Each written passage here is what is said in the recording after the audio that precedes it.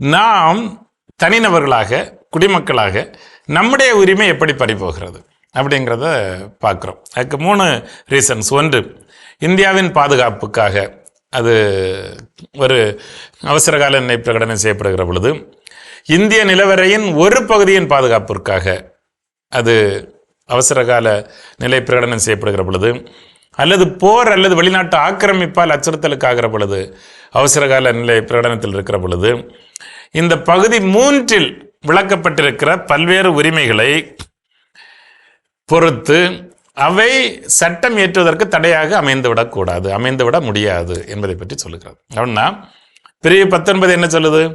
ஒரு மனிதனுடைய அடிப்படை சிவில் அண்ட் பொலிட்டிக்கல் ரைட்ஸ் என்று சொல்லப்படுகின்ற அனைத்து குடிமை சார்ந்த அரசியல் சார்ந்த உரிமைகளை பெற்றுக் கொடுக்கிறது. 19 தான் பேச்சுரிமை, எழுத்துரிமை, ஒன்று கூடும் உரிமை, சங்கம் அமைக்கும் உரிமை, எங்கு வேண்டாலும் வசிக்கும் உரிமை, என்ன தொழில் செய்ய வேண்டுகிற உரிமை, இப்படி அது ஒரு பெரிய பட்டியலை நமக்கு போட்டு தந்திருக்கு. இதெல்லாம் ஒரு மனிதன் மாண்போடு வாழ்வதற்கு தேவையான அடிப்படை உரிமைகளை பற்றி பேசுகிற ஒரு பகுதி இவையெல்லாம்.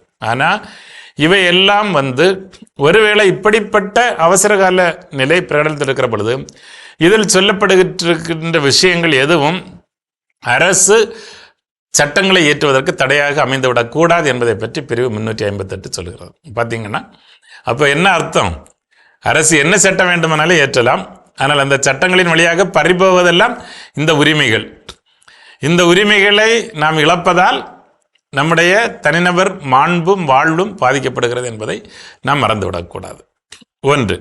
ரெண்டாவதாக நம்ம அதில் என்ன பார்க்குறோம் அப்படின்னு சொன்னால், அவசர கால சட்டம் அமலில் இருப்பது சம்பந்தமாக இயற்றப்பட்ட அத்தகைய சட்ட விளைவு எதனையும் கொண்டில்லாத சட்டம் எதற்கும் வேறு நிர்வாக நடவடிக்கைகளுக்கும் அது பொருந்தாது என்பதை பற்றியும் இது தெளிவாக சொல்லுகிறது. அதாவது ஒருவேளை இந்த அவசர கால சட்டம் ஆல்ரெடி அமல்படுத்தியாச்சு, அது அமல்படுத்தி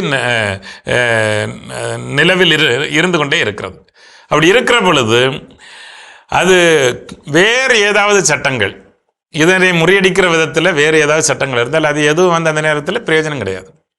நம்ம எவ்வளவுதான் பல காலங்கள் நாம் அரசிடம் கேட்டு அதற்காக இணைந்து குரல் கொடுத்து நம்ம பல சட்டங்கள் உருவாக்கி வச்சிருப்போம். அவை எதுவும் அவசர கால பிரகடனத்தில் அந்த காலகட்டத்தில் உருவாக்குற சட்டங்களுக்கு முரண்பாடாக இருந்தால் அதனால் இந்த சட்டம் செல்லாது.